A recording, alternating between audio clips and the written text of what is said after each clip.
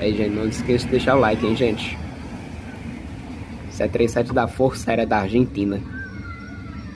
Um avião raro, hein.